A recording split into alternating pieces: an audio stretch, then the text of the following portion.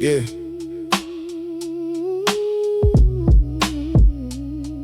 Used to be a Caribbean spot on the corner of 5th. Miss Gloria ran it. Jerk chicken on Thursdays. Line out the door by noon, neighborhood people talking loud, music right, whole block smell like it. There's a Pilates studio now. Exposed brick plants in the window, chalkboard sign with words like intentional and curated. Written by someone who has never met Miss Gloria, never stood in that line, never been part of what that corner was. Moved into what used to be something and called it discovering a hidden gem like it was hiding. Like we weren't right here the whole time. Yeah. Mr. Patterson had the barbershop on DeKalb for 31 years. Same chairs, same hours, same photographs on the wall. Generation of men got their first cut in that chair.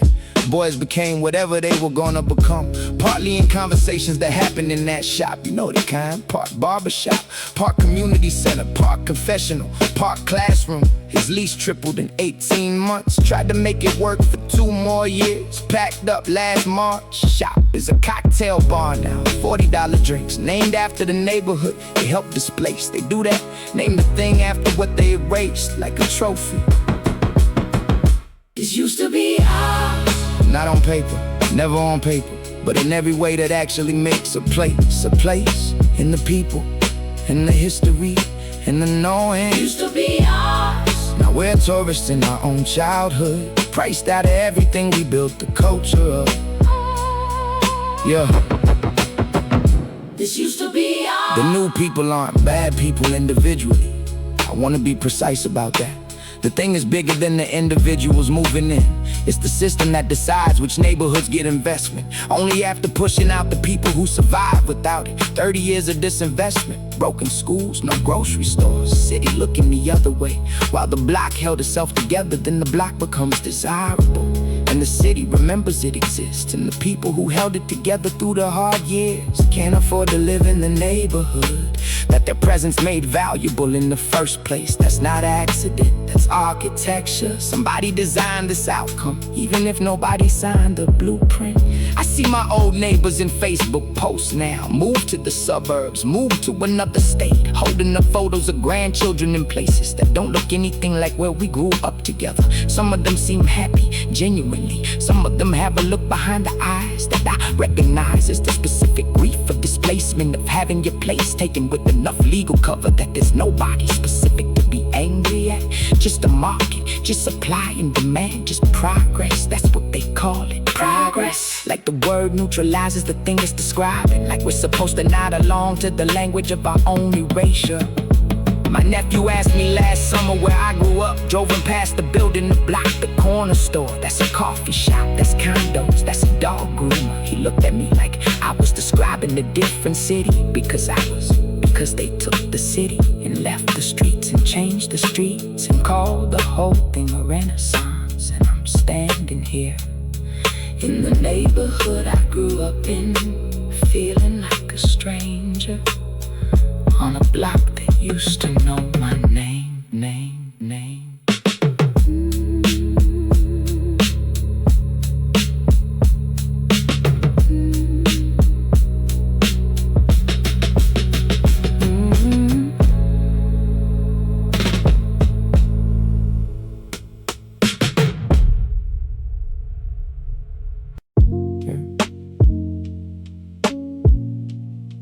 My phone on 2%. Honestly, same. Yeah, low battery. Everything feeling loud lately. People want access constantly. Meanwhile, I barely got energy for myself mentally. I still answer texts too late. Not personal, just mentally crowded. Whole day disappearing notifications till silence start feeling therapeutic. And shorty think I'm pulling away. Truth is, life been moving strange. Some days I wanna socialize heavy. Some days I barely wanna explain my brain. That's adulthood probably. Everybody functioning through exhaustion quietly. Coffee in the morning, stress in the bloodstream. Smiling in public while internally buffering still. I've been learning balance slowly. More sleep, less doom scrolling. More real conversations in person. Less digital closeness with strangers. Or low battery, mind running low all week. Still outside though. Still trying to maintain peace. Low battery, too much noise around me. Might disappear tonight just to hear myself think. I used to think being available meant loyalty. Now I know boundaries part of self-respect, honestly. You can't pour into everybody endlessly and still expect your spirit stay healthy. That lesson took time though, especially for somebody used to carrying people. Sometimes I confuse being needed with actually feeling emotionally fulfilled. Big difference, one drain you, the other restore your perspective naturally. Now I move more intentionally, protecting my calm like expensive property. And maybe that's why the music changed. Less dramatic pain, more quiet reflection. Less trying to sound profound constantly. More just documenting human tension, like missing somebody and still needing space. Being grateful while mentally fatigued. Wanting connection without conversation. Modern life weird emotionally. Yeah. Phone finally died. Probably for the best.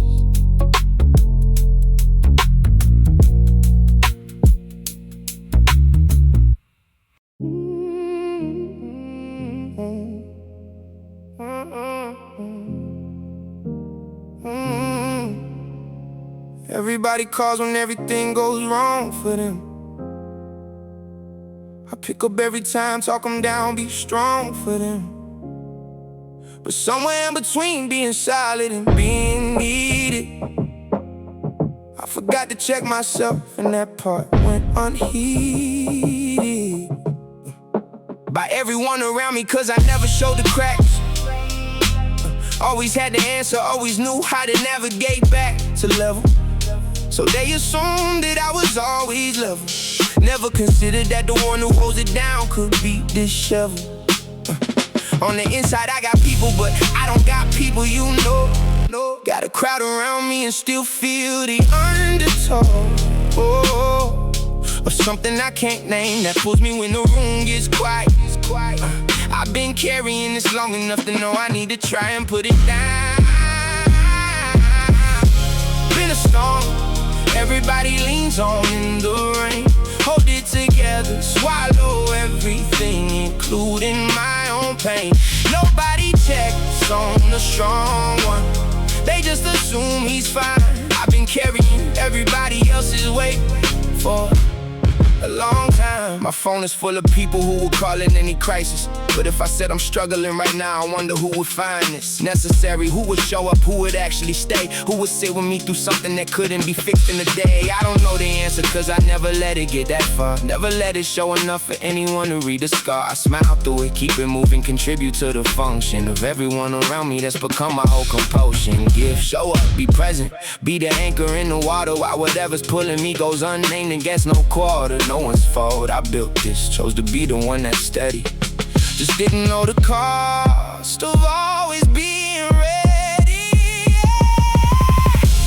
In the storm, everybody leans on in the rain. Hold it together, swallow everything, including my own pain. Nobody checks on the strong one, they just assume he's fine. I've been carrying everybody else's weight for a long time.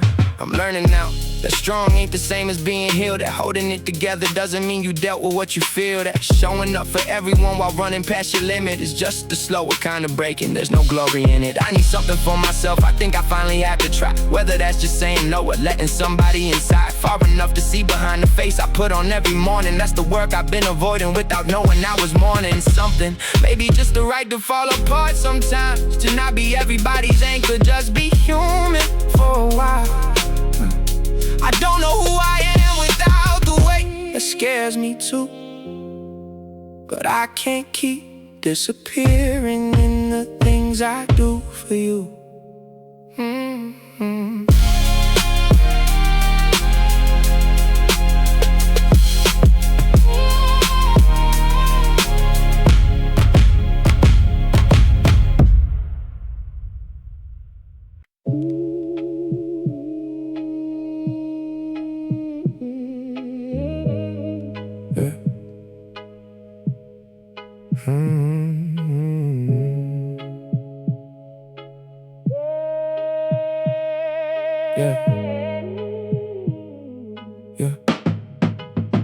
We used to share everything. Same block, same hunger, same dreams. Same nothing growing up. Same reasons to believe that we were gonna make it out. There's something waited on the other side of all that waiting. You believed it, I could see it in your eyes. And something shifted, I don't know if it was gradual or sudden. One day you were you, the next you were someone I didn't recognize. Wasn't dramatic, wasn't loud, it came in quiet like a winner. You started moving different, started keeping different company. And I kept showing up, thinking my presence was enough. Thinking love alone was reason enough to come back up from wherever you were going. I didn't know how deep the current was.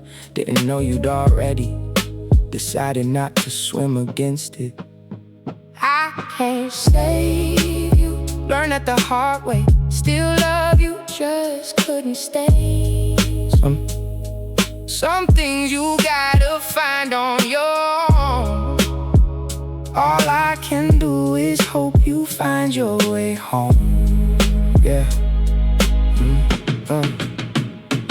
I've had the conversation 17 different ways. Came at it soft, came direct, tried it on different days. When you were clear enough to hear me, when your eyes were back. And for a minute it was you again, just like that. We talked like the old days, like we were still those kids. Like nothing had come between us and you hadn't done the things you did. But then it always slipped again, and I watched you go back under. I had to stop mistaking hope for comfort. That was something I was doing for myself, not you. Needed you to need me. Or maybe love just makes it hard to see things clearly.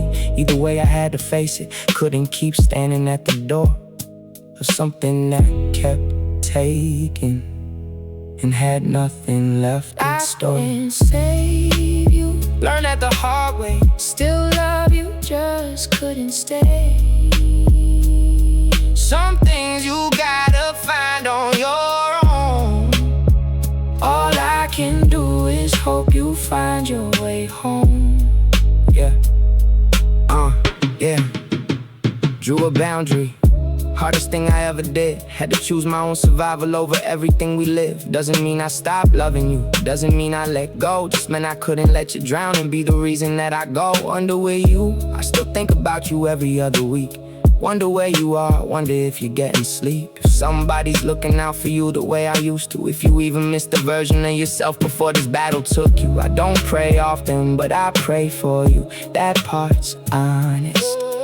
I hope you find your way back before the damage takes the last of what I knew. 'Cause I remember who you were, and I'd give anything to sit across from him one more time. For real.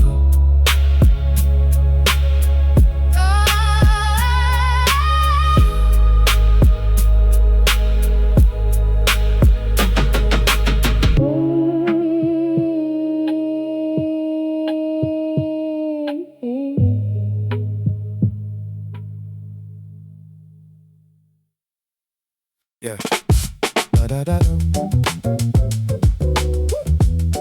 Yeah.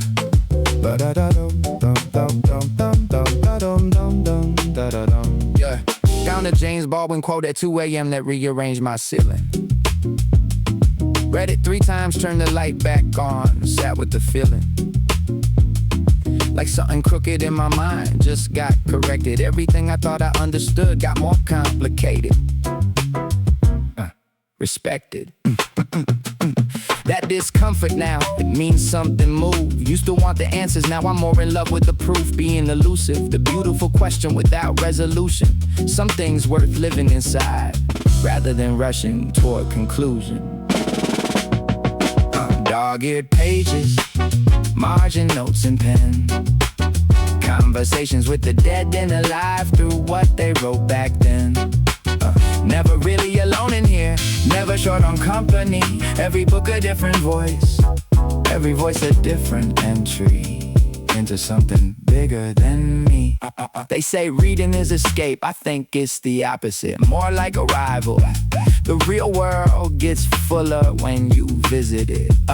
The inside of another mind completely. Toni Morrison wrote a sentence once that let me see clearly something I've been feeling but couldn't locate in language. Like she reached inside the fog and handed me the thing I was managing around without words for years before that page. Some writers give you vocabulary for your own age.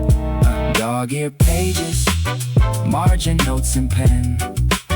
Conversations with the dead and alive through what they wrote back then.